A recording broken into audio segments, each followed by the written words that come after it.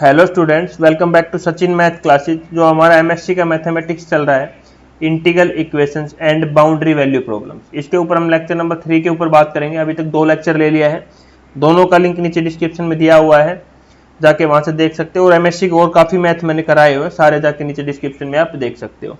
ठीक है, तो आज का टॉपिक क्या है? Integral equation with separable colonel.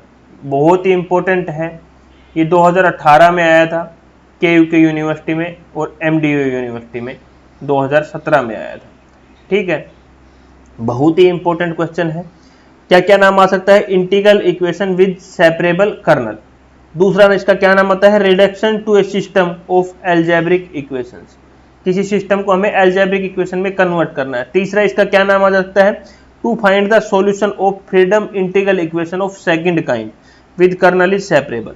अब आपका क्वेश्चन आएगा इस थर्ड क्वेश्चन के अकॉर्डिंग कि सर ये फ्रीडम इंटीग्रल इक्वेशन क्या होती है। तो मैंने ये आपको फ्रीडम इंटीग्रल इक्वेशन ना बेटा फर्स्ट लेक्चर में ही पढ़ा दी थी, तो वहां से जाके आप देख सकते हो। उसके बाद आएगा सेकंड काइंड। सेकंड काइंड क्या होती है, ये भी फर्स्ट लेक्चर में पढ़ाया था मैंने। उसके बाद आएगा कि सेपरेबल कर्नल क्या होती है, ये मैंने लेक्चर नंबर 2 में पढ़ाया आपको। ठीक है, तो ये सेपरेबल कर्नल क्या होती है ये तो मैं एक बार आपको अभी भी दोबारा बताऊंगा, क्योंकि ये यहाँ पे इसका थोड़ा यूज है। ठीक है, कि सेपरेबल कर्नल क्या होती है। सेपरेबल कर्नल क्या होती है? Kernel KST is called separable kernel if can be expressed as the sum of finite number of term. क्या है? किसी फाइनाइट नंबर, जो term finite number of term रहेगी उसका sum, each of which product of functions S and T only। हम कैसे लिखते हैं कर्नल को? KST लिखते हैं। तो ये KST है, ये हमारा इस प्रकार से रहेगा, summation of I is equal to 1 से लेके n तक AIST BIT। ठीक है, इसको ओपन करेंगे तो I की वैल्यू 1, B की वैल्यू 1, इस प्रकार से ओपन कर सकते हैं हम।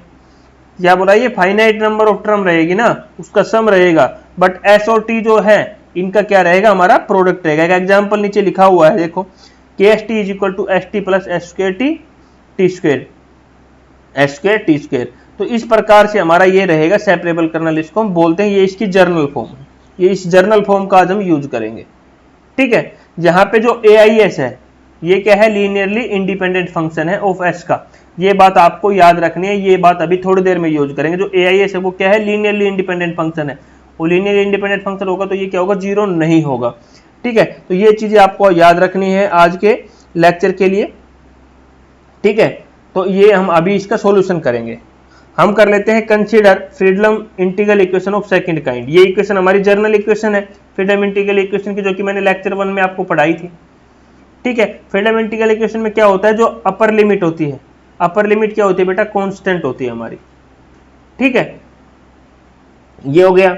अब given the kernel are separable. Separable kernel है तो मैंने अभी आपको इक्वेशन पढ़ाई थी, KST is equal to summation of I is equal to 1 से लेके n तक AIS BIT। ये हो गया। ये कहां से आया? लेक्चर 2 से मैंने आपको पढ़ाया था, अभी तो दिखाया भी मैंने। अब जो KST की वैल्यू है ये यहाँ पे इक्वेशन नंबर 1 में पुट कर दो। तो यहां मैंने इक्वेशन नंबर 1 में ये इसको पुट कर दिया है KST की जगह। ठीक है, अब आगे देखो क्या करते हैं। आगे same GS is equal to FS plus lambda integration A से B summation I is equal to 1 से n AIS BIT bracket GT DT। ये है बिल्कुल सिंपल सा। अब क्या है? जो समेशन है, लैम्डा बाहर ही था, ये summation I is equal to 1n और AIS बाहर निकाल दिया, क्योंकि हमारा अंदर क्या है? GT। इंटीग्रेशन किसकी टर्म में होगा? T की टर्म में होगा, क्योंकि हमारा DT दिया हुआ है। तो T की टर्म को अंदर रख दो, ये हमारा क्या हो गया? कांस्टेंट है। तो summation I is equal to 1 से लेके n तक AIS हो गया और BT GT DT। इसको हमने क्या मान लिया? इक्वेशन नंबर 3 मान लिया। क्या क्या? T वाली टर्म को अंदर अंदर रख दिया, बाकी कांस्टेंट टर्म को बाहर निकाल दिया इंटीग्रेशन से। अब क्या किया इसने? अगले स्टेप में क्या किया है? जो ये इंटीग्रेशन वाली टर्म है, क्या है? जो ये इंटीग्रेशन वाली टर्म है ये वाली, इसको क्या लेट कर दिया? CI लेट कर दिया। इसकी जगह क्या पुट कर दिया? CI। ठीक है, CI पुट कर दिया तो यहां पे क्या आ जाएगा? ये यहां लिख दिया CI, तो यहां पुट कर देंगे इसमें, तो क्या जाएगा? GS is equal to FS plus lambda summation I is equal to 1 से n। इसकी जगह क्या हो जाएगा? CI, और ये AI हमारा था ही, तो ये क्या हो गई बेटा? इक्वेशन नंबर 5 आ गई। अब यहाँ पे देखो एक चीज देखने को मिलेगा, ये भी GS की टर्म में है और ये भी GS की टर्म में है। इक्वेशन नंबर 3 और इक्वेशन नंबर 5 दोनों को कंपेयर कर दो। Now find the solution of GS। GS का सॉल्यूशन निकालना है तो sufficient to find quantities of CI, हमें सीआई की क्वांटिटी निकालेंगे तो वो क्या होगा, जीएस का सॉल्यूशन आ जाएगा। तो हमने क्या कर दिया, वो इक्वेशन 3 एंड 4 को क्या कर दिया, 3 और 4 का क्या बेटा, 4 नहीं आएगा यहाँ पे 5 आएगा, 3 एंड 5 का कंपेयर कर दिया, क्योंकि 3 वाली जीएस की इक्वेशन है और 5 वाली क्या है, जीएस की इक्वेशन है। 4 गलती से लिख दिया क्योंकि दोनों जीएस की इक्वेशन ये है, तो इनको कंपेयर कर दिया, दोनों को कंपेयर किया तो दोनों ये इस साइड लिख दिया एक इक्वेशन इस साइड लिख दिया। एफ एस से एफ एस हमारा क्या हो गया, ये कैंसिल हो गया, तो हमारे इक्वेशन क्या बच गया, lambda summation of I equal to 1 से लेके एन सी आई ए आई, और इस साइड हमारा ये बच गया। फिर लैम्डा से हमारा लैम्डा भी कैंसिल हो गया, फिर हमारा बची हुई टर्म मैंने यहाँ पे लिख दिया, इसको मैंने क्या नाम दे दिया, इक्वेशन नंबर 6 नाम दे दिया है। ठीक है, अगले में क्या करेंगे, कुछ नहीं करना, हम जानते हैं फ्रॉम इक्वेशन 5 देखो, फ्रॉम इक्वेशन 5 क्या था कि हमारा जीएस है वो इसके इक्वल है। जब जीएस इसके इक्वल है तो हम क्या कर सकते हैं, जब ये जीएस इसके इक्वल है तो हम एस की जगह अगर टी पुट कर दें तो हमारा जीटी आ जाएगा। सो यहाँ पे क्या किया, एस की इक्वल टू क्या कर दिया, टी कर दिया, तो GT is equal to F की जगह क्या, एस की जगह क्या आ गया, टी आ गया, प्लस लैम्डा, इधर आई इज इक्वल टू 1 से लेके एन था, इधर हमने कांस्टेंट क्या ले लिया, के से लेके 1 तक ले लिया, सी के ए के टी ले लिया। ठीक है, एस की जगह क्या पुट कर दिया बेटा, के पुट कर दिया, ये सिंपल सा आपको याद रखना है। अब हमारी जीटी की वैल्यू आ गई। अब जो इक्वेशन 6 थी, तो थी इक्वेशन नंबर 6 जो हमारी ये आई यहाँ पे आई थी, इस जीटी की जगह वो वैल्यू पुट कर दो। क्या है, ये जीटी की वैल्यू इस इक्वेशन 6 में हमने पुट कर दी, ये यहाँ पे ये पुट कर दिया। ठीक है, क्या है, हमने ये यहाँ पे पुट कर दिया, लिमिट ए से बी चलती रहेगी। ठीक है, यहाँ पे पुट किया तो अभी कुछ नहीं करना, ये पुट कर दिया यहाँ पे वैल्यू, उसको फिर हमने ये क्या है, राइट हैंड साइड को इस साइड में ले आए, इज इक्वल टू क्या हो गया हमारा 0 हो गया, ये चलता रहेगा। अब इसमें से कॉमन क्या देखो, ए आई एस हमारा कॉमन आ रहा है, summation of I is equal to 1 से लेके एन तक, आई इज इक्वल टू 1 से लेके एन, ये हमारा कॉमन आ रहा है, तो इसमें से ये कॉमन निकाल लेते हैं। आई इज इक्वल टू 1 से लेके एन, ए आई एस, अंदर बच गया सी आई इंटीग्रेशन ए से माइनस ए से B B I T bracket F T plus lambda summation of K is equal to 1 से लेके एन तक, सी के ए के टी और D T is equal to 0। अभी हमें पता है ए आई क्या है, लीनियरली इंडिपेंडेंट है, जो कि मैं पहले ही आपको थोड़ी देर पढ़ाया है, तो ये तो क्या है 0 के इक्वल होगा नहीं, तो हमारा ये क्या है, ये टर्म किसके इक्वल हो जाएगी, 0 के इक्वल हो जाएगी। तो मैंने यहाँ पे देयरफॉर लिख दिया, ये हमारा किसके इक्वल होगा, 0 के। मैंने बताया था ना सेपरेबल वेरिएबल में थोड़ी देर पढ़ाया था, ए आई एस क्या है हमारा, लीनियरली इंडिपेंडेंट है, तो 0 के इक्वल हो गया।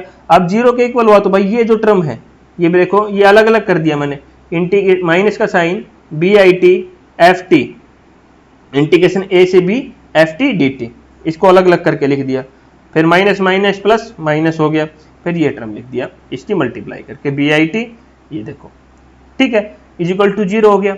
अब क्या करना है, जो ये आई है इसको, जो ये मैंने ये वाली इक्वेशन है इसको हम क्या लेट कर लेंगे एफ आई, और जो ये है इसको हम क्या कर लेंगे ए आई के लेट कर लेंगे, और मैंने यहाँ पे C I minus F I plus lambda summation of K is equal to 1 से लेके एन सी के, इसको हमने क्या लेट किया था, ए आई के इज इक्वल टू 0। बताओ, अब एफ आई को हम दूसरी साइड ले गए तो हमारी ये इक्वेशन बन गई इक्वेशन नंबर 8।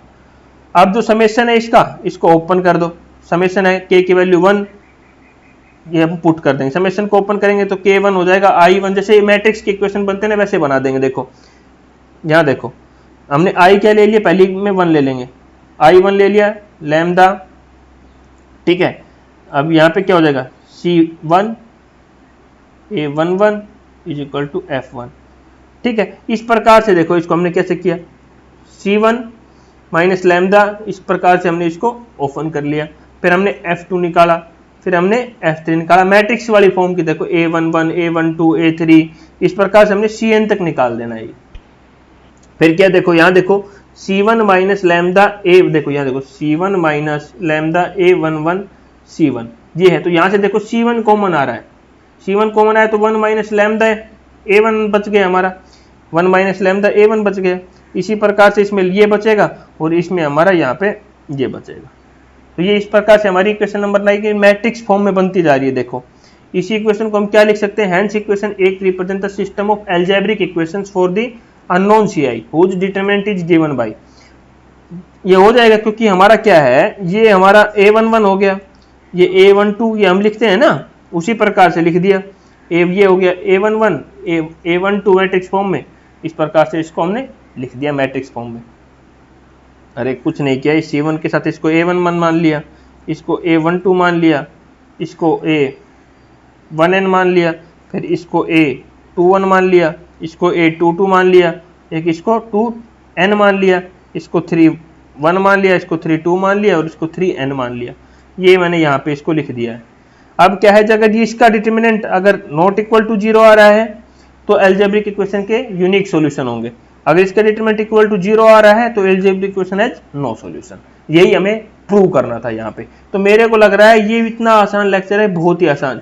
आपको थोड़ा बहुत यहाँ जाके डाउट हुआ होगा कि समेशन को ओपन करने में। भाई समेशन को ओपन करना ना कोई बड़ी बात नहीं है। यहाँ पे क्या किया है हमने, आई की वैल्यू 1 ही लेनी है।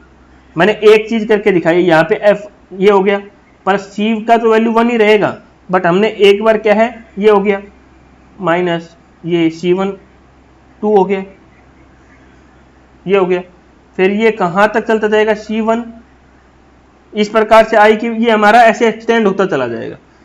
ठीक है, एक बार 1 लेंगे, फिर 2 लेंगे, फिर 3 लेंगे, तो ये हमारा बढ़ता ही चला जाएगा। यहाँ पे 2 लेंगे तो ऐसे बढ़ता हुआ चला जाएगा, इसका हमें ध्यान रखना है। फिर ये हमारा एंड टर्म तक जाएगा। ठीक है, ये हमें याद रखना है यहाँ पे, बस और कुछ यहाँ पे है नहीं। इतना इजी क्वेश्चन है, इसको पूरा बिल्कुल आसानी से करना। हाँ, और इसके नोट्स चाहिए तो सुन लो, मैं यहाँ पे नोट्स के बारे में बता देता हूँ आपको। थोड़ा नोट्स का थोड़ा ज़्यादा वो चल रहा है भाई। इसके किसी भी यूनिवर्सिटी का अगर नोट्स चाहिए आपको, प्लस में उसके वीडियो लेक्चर चाहिए, प्लस में उसके प्रीवियस ईयर क्वेश्चन पेपर चाहिए, तो मात्र RS 100 रुपीज़ में टेलीग्राम चैनल पे मेरे पे अवेलेबल है। नीचे डिस्क्रिप्शन में उसका लिंक दिया हुआ है, जाके वहाँ से ले सकते हो। अभी मेरे पास integral equation and boundary value problems के नोट्स अवेलेबल है, मैं बता देता हूँ यहाँ पे आपको। और पार्शियली डिफरेंशियल इक्वेशन के अवेलेबल है, ऑर्डिनरी डिफरेंशियल इक्वेशन के हैं, रियल एनालिसिस के अवेलेबल हैं, टोपोलॉजी के अवेलेबल है, ठीक है, और सिम्शियोलॉजी के अवेलेबल है, मैकेनिक्स ऑफ सॉलिड के अवेलेबल है। ये सारे नोट्स मेरे पास अभी अवेलेबल है, आप जाके ले सकते हो, मात्र 100 रुपीज ईच।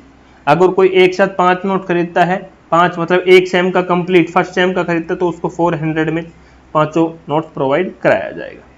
ठीक है, तो ये था हमारा लेक्चर। अगला लेक्चर नंबर 4 रहेगा, जो कि बहुत ही इंपॉर्टेंट है, न्यूमेरिकल बेसिस रहेगा।